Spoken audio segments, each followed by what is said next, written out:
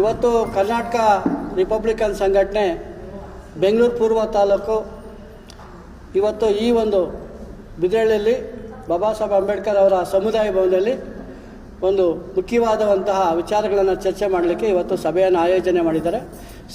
ಸಭೆ ಆಯೋಜನೆ ಮಾಡಿದಂತಹ ರಾಘವೇಂದ್ರ ಅವರು, ಸಂತೋಷ್ ಅವರು ಮತ್ತು ವೆಂಕಟೇಶ್ ಅವರು, ಶಿರೀಶ್ ಅವರು ಮತ್ತು ನಮ್ಮ ಚಿಕ್ಕಬಳ್ಳಾಪುರ ಜಿಲ್ಲಾಧ್ಯಕ್ಷರಾದಂಥ ಸಿಂಧು ಮೇಡಮ್ ಅವರು ಎಲ್ಲರೂ ಕೂಡ ಇವತ್ತು ಅನೇಕ ಮುಖಂಡರುಗಳು ಇವತ್ತು ಇಲ್ಲಿ ಭಾಗವಹಿಸಿದ್ದಾರೆ.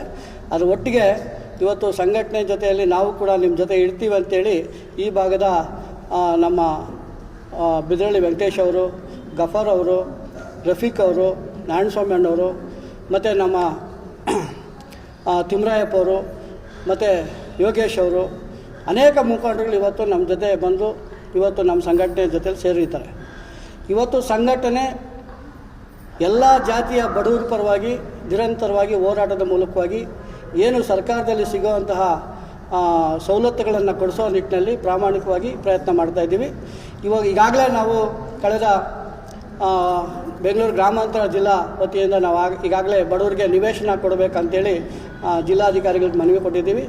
ಇವತ್ತು ಬೆಂಗಳೂರು ನಗರ ಜಿಲ್ಲೆ ವ್ಯಾಪ್ತಿಯಲ್ಲಿರ್ತಕ್ಕಂತಹ ಬೆಂಗಳೂರು ಪೂರ್ವ ತಾಲೂಕು ಮತ್ತು ಬೆಂಗಳೂರು ದಕ್ಷಿಣ ತಾಲೂಕು ಈ ಎರಡು ಏನು ಇರ್ತಕ್ಕಂತಹ ಈ ಭಾಗದಲ್ಲಿ ಇವತ್ತು ಬಿದ್ರಳ್ಳಿಯಲ್ಲಿ ನಾವು ಹಿಂದೆ ಸರ್ವೆ ನಂಬರು 193 ಅದರಲ್ಲಿ ನಿವೇಶನ ಕೊಡಬೇಕಂತೇಳಿ ಸತತವಾಗಿ ನಾವು ಹೋರಾಟವನ್ನು ಮಾಡಿದ್ದೀವಿ. ಇವತ್ತು ಅಲ್ಲಿ ರಾಜೀವ್ ಗಾಂಧಿ ವಸತಿ ಯೋಜನೆಯಡಿಯಲ್ಲಿ ಈಗಾಗಲೇ ಏನು ಮೊನ್ನೆ ಹೇಳಿಕೆ ವಸತಿ ಸಚಿವರಾದಂತಹ ಜಮೀರ್ ಅಹಮದ್ ಅವರು ಹೇಳಿದ್ದಾರೆ, ಈಗಾಗಲೇ 4,000 ಮನೆ ರೆಡಿ ಇದ್ದಾವೆ ಅಂತ ಹೇಳಿದ್ದಾರೆ. ಜನವರಿಯಲ್ಲಿ ಅದನ್ನು ನಾವು ಬಡವರಿಗೆ ಹಂಚಿಕೆ ಕೂಡ ಮಾಡ್ತೀವಿ ಅಂತ ಹೇಳಿದ್ದಾರೆ. ಇವತ್ತು ಇನ್ನೂ ಅನೇಕ ಅಲ್ಲಿ ಸಾಕಷ್ಟು ಸರ್ಕಾರಿ ಭೂಮಿ ಇದೆ. ಇವತ್ತು ಪಾಣಿಯಲ್ಲಿ ನೋಡಿದ್ರೆ 150, 50, 40 ಎಕರೆ ಈ ರೀತಿ ಇರ್ತವೆ. ಆದರೆ ಅಲ್ಲಿ ನೋಡಿದ್ರೆ ಬೇರೆ ಯಾರೋ ಸಂಬಂಧಪಡ್ತಿದ್ದವರು ಇವತ್ತು ಎಲ್ಲ ಸರ್ಕಾರಿ ಭೂಮಿಗಳನ್ನ ಒತ್ತುವರಿ ಮಾಡಿಕೊಂಡು ನಕಲಿ ದಾಖಲೆಗಳನ್ನು ಸೃಷ್ಟಿ ಮಾಡಿಕೊಂಡು ಇವತ್ತು ಸರ್ಕಾರಿ ಭೂಮಿಯನ್ನು ಕಬಳಿಸುವಂಥ ಕೆಲಸವನ್ನು ಮಾಡ್ತಾಯಿದ್ದಾರೆ. ಈಗ ನಾವು ಸರ್ಕಾರಕ್ಕೆ ಒತ್ತಾಯ ಮಾಡೋದು ಏನಪ್ಪ ಅಂದರೆ ಇರ್ತಕ್ಕಂಥ ಸರ್ಕಾರಿ ಭೂಮಿನ, ಯಾಕಂದರೆ ಇವತ್ತು ಆ ಊರಲ್ಲಿ ಹುಟ್ಟಿ ಬೆಳೆದಂತಹ ಏನು ಆ ಸರ್ಕಾರಿ ಭೂಮಿನ ಉಳಿಸಿದಂತಹ ಜನಕ್ಕೆ ನೀವು ಸರ್ಕಾರಿ ಭೂಮಿ ಸಿಗ್ತಾಯಿಲ್ಲ. ಇವತ್ತು ಯಾರೋ ಬೇರೆ ಕಡೆಯಿಂದ ಬಂದು ಇಲ್ಲೇನೋ ವ್ಯವಹಾರ ಮಾಡೋದಕ್ಕೆ ಬಂದು ಇಲ್ಲ ಇನ್ನೇನೋ ಅಭಿವೃದ್ಧಿ ಮಾಡ್ತೀವಿ ಅಂತೇಳಿ ಬಂದು ಇವತ್ತು ಇದ್ದಂಥ ಅಲ್ಪ ಸ್ವಲ್ಪ ಸರ್ಕಾರಿ ಭೂಮಿಗಳನ್ನು ಬೇರೆಯವರು ಕಬಳಿಸ್ತಾ ಇದ್ದಾರೆ. ಇದ್ರ ಜೊತೆಯಲ್ಲಿ ಕೂಡ ಅಧಿಕಾರಿಗಳು ಕೂಡ ಎಲ್ಲೋ ಒಂದು ಕಡೆ ಶಾಮಿಲ್ಲ. ಯಾಕಂದರೆ ಇವತ್ತು ಬಡವರಿಗೆ ಒಂದು ನಿವೇಶನ ಕೊಡಬೇಕಂದ್ರೆ ಅವ್ರಿಗೆ ಮನಸ್ಸಿಲ್ಲ. ಆದರೆ ಇವತ್ತು ಎಲ್ಲೋ ಬೇರೆ ಕಡೆಯಿಂದ ಬಂದಿದ್ದವ್ರಿಗೆ ಬಿಲ್ಡರ್ಗಳಿಗಾಗ್ಬೋದು, ಅವ್ರೇನೋ ಇಲ್ಲಿ ವ್ಯಾಪಾರ ಮಾಡೋಕ್ಕೆ ಬಂದಿದ್ದಾರೆ, ಅವರಿಗೆ ಇವತ್ತು ಇದ್ದಂಥ ಸರ್ಕಾರಿ ಭೂಮಿಗಳು, ಖರಾಬಿ ಜಾಗಗಳು ಮತ್ತು ಬಂಡಿದ್ದಾರೆ ಈ ಥರ ಎಲ್ಲ ಜಾಗಗಳನ್ನೆಲ್ಲ ಆಕ್ರಮಿಸ್ಕೊಳ್ತಾ ಇದ್ದಾರೆ.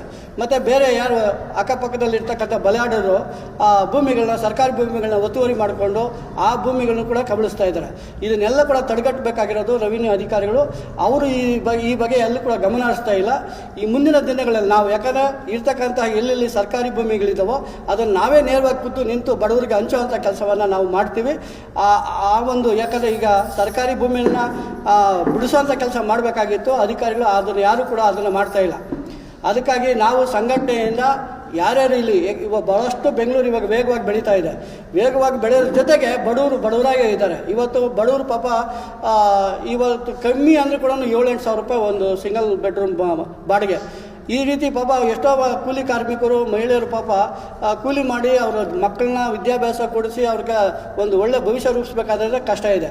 ಅಂಥದ್ರಲ್ಲಿ ಬಾಡಿಗೆ ಕಟ್ಕೊಂಡು ಮಕ್ಕಳಿಗೆ ವಿದ್ಯಾಭ್ಯಾಸಕ್ಕೆ ಒಂದು ಕಡೆ ನೋಡಿಕೊಂಡು ಇವೆಲ್ಲ ಮಾಡಬೇಕಾದ್ರೆ ಕಷ್ಟ ಇದೆ. ಅದಕ್ಕೆ ಕನಿಷ್ಠ ಸರ್ಕಾರಕ್ಕೆ ಬಡವ್ರ ಪರವಾಗಿದ್ದೀವಿ ಅಂತ ಹೇಳೋ ಸರ್ಕಾರ ಅವರಿಗೆ ಇರ್ತಕ್ಕಂಥ ಸರ್ಕಾರಿ ಭೂಮಿಗಳನ್ನು ಪತ್ತೆ ಹಚ್ಚಿ ಅದನ್ನು ಸರ್ವೆಗಳನ್ನ ಮಾಡಿಸಿ ಉಳಿಸಿ ಮತ್ತು ಬಡವ್ರಿಗೆ ಹಂಚೋ ಕೆಲಸವನ್ನು ಮಾಡಬೇಕು. ಹಿಂದೆ ನಾವು 2005ರಲ್ಲಿ ಇರ್ತಕ್ಕಂಥ ಅಧಿಕಾರಿಗಳು ಮತ್ತು ಆಗಿನ ಸರ್ಕಾರಗಳು ಹೇಳ್ಬೇಕಾದ್ರೆ ಅಷ್ಟೋ ಇಷ್ಟ ಸರ್ಕಾರಿ ಭೂಮಿಗಳನ್ನ ಬಡವ್ರಿಗೆ ಹಂಚಿದ್ರು. ಆದರೆ ಈಗ ಬರ್ತಕ್ಕಂಥ ಸರ್ಕಾರಗಳು ಇಡೀ ಸರ್ಕಾರಿ ಭೂಮಿಗಳನ್ನ ಬೇರೆಯವ್ರ ಪಾಲು ಮಾಡೋದಕ್ಕೆ ಮತ್ತು ಬೇರೆಯವ್ರಿಗೆ, ಯಾಕಂದರೆ ಯಾರೋ ಒಂದು ಏನೋ ದಾಖಲೆ ಮಾಡ್ಕೊಂಡ್ಬರ್ತಾರೆ, ಅವ್ರಿಗೆ ಇವರು ಕೂಡ ಅಧಿಕಾರಿಗಳು ಕೂಡ ಅವ್ರ ಜೊತೆ ಶಾಮೀಲಾಗಿ ಆ ಸರ್ಕಾರಿ ಭೂಮಿಗಳನ್ನೆಲ್ಲ ಬೇರೆಯವ್ರ ಪಾಲು ಮಾಡ್ತಾ ಇದ್ದಾರೆ.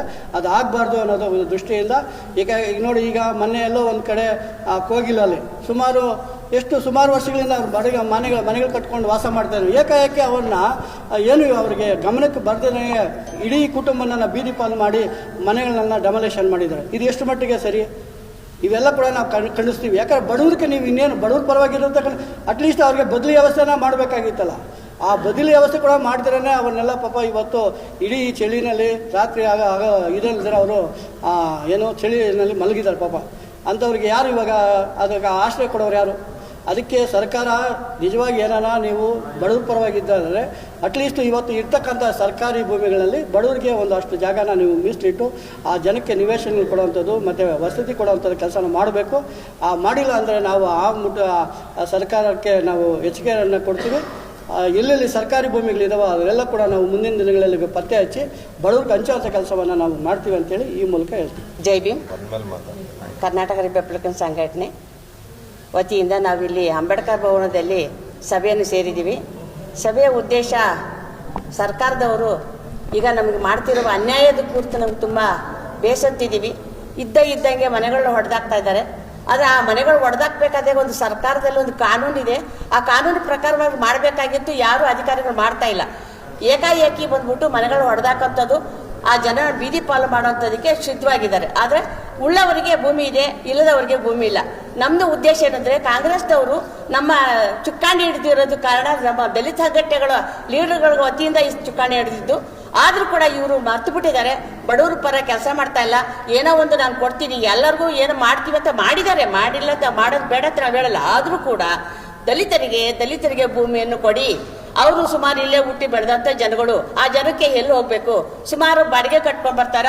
ಅವರು ಕೂಲಿ ಮಾಡೋಂಥ ಜನ, ಕೂಲಿ ಕಾರ್ಮಿಕರು, ಮನೆ ಕೆಲಸ ಮಾಡೋರು, ಗಾರೆ ಕೆಲಸ ಮಾಡೋರು, ಪ್ಲಂಬರ್ ಕೆಲಸ ಮಾಡೋರು, ಎಲ್ಲ ದಿನಗೂಲಿ ಕೆಲಸ ಮಾಡೋಂಥ ಜನಗಳಿಗೆ ನಾವು ಕೇಳ್ತಾ ಇರೋದು ಸಂಘಟನೆ ವತಿಯಿಂದ ಯಾವುದೇ ಕಾರಣಕ್ಕೂ ಉಳ್ಳವರಿಗೆ ಭೂಮಿ ಕೊಡಬೇಡಿ. ಬಡವರಿಗೆ ನಮ್ಮ ಪಾಲು, ನಮ್ಮ ಬಡವರ ಪಾಲು ನಮಗೆ ತಕ್ಕೋ ಥರ ಮಾಡಿ, ಯಾವುದೇ ಕಾರಣಕ್ಕೂ ನಮಗೆ ಅನ್ಯಾಯ ಮಾಡಬೇಡಿ. ಏನು ಇದ್ದಂಥದ್ದು ದುಡ್ಡು ಇಸ್ಕೊಳ್ತೀರಾ, ಅಧಿಕಾರಿಗಳು ಸರಿಯಾದ ಕೆಲಸಗಳು ಮಾಡ್ತಾ ಇಲ್ಲ. ಇನ್ನೊಂದೇನೆಂದರೆ, ಕಚೇರಿಗಳಲ್ಲಿ ಅಧಿಕಾರಿಗಳು ಸರಿಯಾದ ರೀತಿಯಲ್ಲಿ ನಡೀತಾ ಇಲ್ಲ. ಎಲ್ಲ ದುಡ್ಡಿನ ವ್ಯವಹಾರಗಳು ನಡೀತಾ ಇದ್ದಾವೆ. ಬೇರೆಯವರ ಪರವಾಗಿ ಕೆಲಸ ಮಾಡ್ತಾ ಇದ್ದಾರೆ, ಬಡವ್ರ ಪರವಾಗಿ ಕೆಲಸ ಮಾಡ್ತಿಲ್ಲ. ಗಂಟೆ ನಿಂತ್ಕೊಂಡ್ರು ಕೂಡ ನಮ್ಮನ್ನು ವಿಚಾರಿಸೋರ್ ಗತಿ ಇಲ್ಲ. ಆ ಥರದಲ್ಲಿ ನಡೀತಾ ಇದೆ. ಇದನ್ನ ನೀವು ದಯವಿಟ್ಟು ನಾವು ಸರ್ಕಾರಕ್ಕೆ ಏನು ಮನವಿ ಮಾಡ್ತೀವಿ ಅಂದರೆ, ಯಾವುದೇ ಕಾರಣಕ್ಕೂ ಸರ್ಕಾರದವರು ಅಧಿಕಾರಿಗಳು ಏನು ಮಾಡಬೇಕು, ಸರಿಯಾದ ರೀತಿಯಲ್ಲಿ ಕೆಲಸ ಮಾಡಬೇಕು, ಸರಿಯಾದ ಸಭೆಗೆ ಬರಬೇಕು. ಇಷ್ಟು ಬಂದಾಗ ಬರ್ತಾರೆ, ಇಷ್ಟು ಬಂದಾಗ ಹೋಗ್ತಾರೆ. ಆದರೆ ಯಾರ ಸಮಸ್ಯೆಗಳು ಕೇಳೋರು ಯಾರು ಇಲ್ಲ. ಅದನ್ನ ಕೇಳೋ ಥರದಲ್ಲಿ ಆಗ್ಬೇಕು. ಯಾಕಂತಂದ್ರೆ ಕೇಳಬೇಕಂತಂದ್ರೆ ನಾವು ನಿಂತ್ಕೊಂಡಿರ್ತೀವಿ, ಬಡವ್ರ ಮನೆ ಪತ್ರ ಕೊಡಿ ಅಂತ ಕೇಳ್ತಿರ್ತೀವಿ, ಒಂದು ಜಮೀನು ಕೊಡಿ ಅಂತ ಕೇಳಕ್ ಬರ್ತಿದ್ದೀವಿ. ಆದ್ರೂ ಕೂಡ ನಮ್ಮನ್ನ 2 ಅವರ್ 3 ಅವರ್ ಕಾಯಿಸೋ ಅಂತ ಕೆಲಸಗಳು ಮಾಡ್ತಾರೆ. ಅದು ಯಾಕೆ ಮಾಡ್ತಾರೆ? ಸರ್ಕಾರ ಇರೋದು, ಅಧಿಕಾರಿಗಳನ್ನ ನೇಮಿಸಿದ್ದಾರೆ, ಸರ್ಕಾರ ಸಂಬಳ ಕೊಡ್ತಾ ಇದ್ದಾರೆ. ಸಂಬಳ ತಗೊಂಡ್ಮೇಲೆ ಜನರ ಪರವಾಗಿ ಕೆಲಸ ಮಾಡಬೇಕಾಗಿರೋದು, ಜನರ ಪರವಾಗಿ ಕೆಲಸ ಮಾಡ್ತಿಲ್ಲ. ಬೇರೆಯವ್ರ ಪರವಾಗಿ ಅವರು ಒಳಗುಟ್ಟಲ್ಲಿ ಕೆಲಸಗಳು ಮಾಡೋದಕ್ಕೆ ಪ್ಲಾನ್ ಮಾಡ್ತಾ ಇರ್ತಾರೆ. ಅವ್ರಿಗೆ ಮಾಡೋದನ್ನು ನೋಡಿ ನಮ್ಗೆ ತುಂಬ ಬೇಸತ್ತಿದ್ವಿ. ಇನ್ನು ಮುಂದೆ ನಾವು ಕರ್ನಾಟಕ ರಿಪಬ್ಲಿಕನ್ ಸಂಘಟನೆ ವತಿಯಿಂದ ಮುಂದಿನ ದಿನಗಳಲ್ಲಿ ಇದನ್ನು ನಾವು ಖಂಡಿಸ್ತೀವಿ. ಹೆಚ್ಚಿನ ಸಂಖ್ಯೆಯಲ್ಲಿ ಬಂದ್ಬಿಟ್ಟು ಹೋರಾಟ ಮಾಡ್ತೀವಿ. ಇದನ್ನು ಮಾತ್ರ ನಾವು ಬಿಡೋದಿಲ್ಲ ಅಂತ ಹೇಳ್ಬಿಟ್ಟು ಈ ಸಮಯಕ್ಕೆ ಮಾತಾಡೋದಕ್ಕೆ ಅವಕಾಶ ಮಾಡಿಕೊಟ್ಟಂತೆ ನಿಮ್ಮೆಲ್ಲರಿಗೂ ನಾನು ಧನ್ಯವಾದಗಳು ಹೇಳ್ತೀನಿ. ಜೈ ಭೀಮ್.